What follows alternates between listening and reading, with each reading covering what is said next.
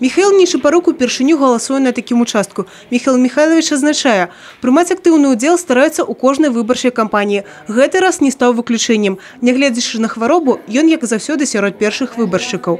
Я считаю, что это важно для города, для народа важно, поскольку каждый человек имеет право обратиться к депутату.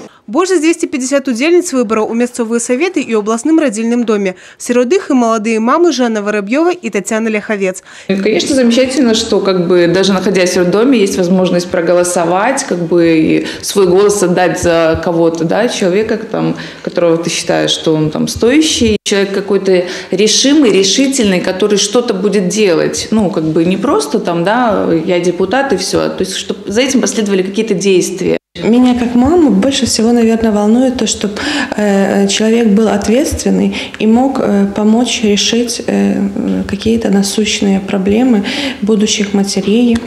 Тым, кому стан здароўя не дазваляе дабрацца да выбарчага участка, скрыні для галасавання прывозілі прама ў дамы і кватэры. Адзін з адрасоў у вёскі Скокі Брэсцкага района асаблівы. Яшчэ ў минулыя выбары Зоя Березіна на участак для галасавання прыходзіла самастойна. Зараз жа сустракае гостей. Написано, что вам 100 годов. Да, я прочла. Прочитали. Да. Вот бюллетень за этих двоих. Зоя Березіна – ровесніца Кастрычніцкай рэвалюцыі. Кажа, да дэпутатаў пакуль не звярталася, але калі ўзнікне патрэба, абавязкова.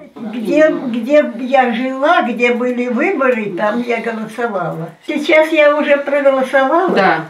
Ну вот хорошо, спасибо, что доверили.